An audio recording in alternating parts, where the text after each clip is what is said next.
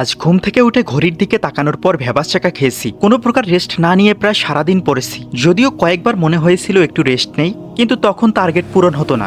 বারবার একটা কথাই শুধু কানে বাজছিল, লিডারটা কখনো ক্লান্ত হয় না। আপনি টিমের অংশ হবেন নাকি মালিক হবেন, এটা আপনার কাজের উপর ডিপেন্ড করে। আসসালামু আলাইকুম, welcome to Mohibullah study point. আমি অনার্স চতুর্থ বর্ষের একজন স্টুডেন্ট, টুকটাক বিসিএস প্রিপারেশন নিচ্ছি। আজ অ্যালার্মের শব্দে ঘুম ভাঙেনি। সম্ভবত রাত থেকে বৃষ্টি হয়েছে।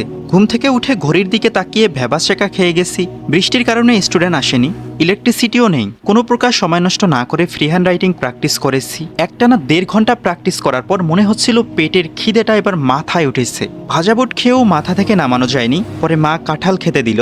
আমি আবার সব কাঁঠাল খাই না। আমাদের 2টো গাছ আছে। কাঁঠাল খুবই সুস্বাদু, কিন্তু খুবই কম ধরে। নাস্তা শেষ করার পর আরও 1.5 ঘন্টা পড়েছি। আমার এই ঘরটা বেশি বড় না, আবার ছোটও না। অনেক জিনিস হওয়ার কারণে মনে হয় অনেক ছোট।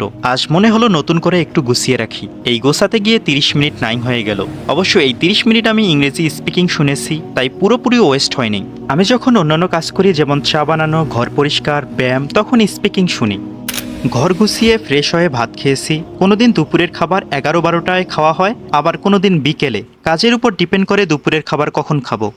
الحمد لله الذي أذهب عنا الحزن إن ربنا لغفور شكور। আজ হঠাৎ করে আমার বন্ধু আরাফাত হাজির। ও এখন কুড়িগ্রামে একটা জব করে। দেখা করার তেমন একটা সময় পায় না। আগে আমরা প্রতি শুক্রবার আড্ডা দিতাম, কিন্তু এখন আর কারো আড্ডা দেওয়ার সময়ই হয় না। ও আমাকে একদমই বলে আসেনি, হঠাৎ করে বলতেছে যে আসবে।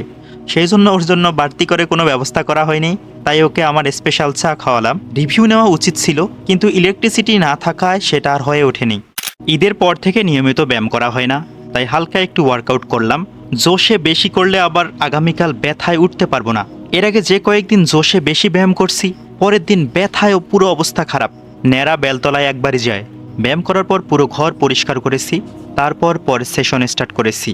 أما نادى بك الموت أما أسمعك الصوت أما تخشى من الفوت فتحتاط وتهتم فكم تسدر في السهو وتختال من الزهو وتنصب إلى اللهو كأن الموت ما عم। আজ অনেকগুলো সেশন কমপ্লিট করেছি, টুকটাক অনেক কাজও করেছি।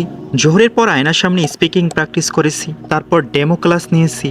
সবশেষে জার্নালিং করে আজ সব কিছু শেষ করেছি। আজ এই পর্যন্ত। Please keep me in your prayer. আসসালামু আলাইকুম।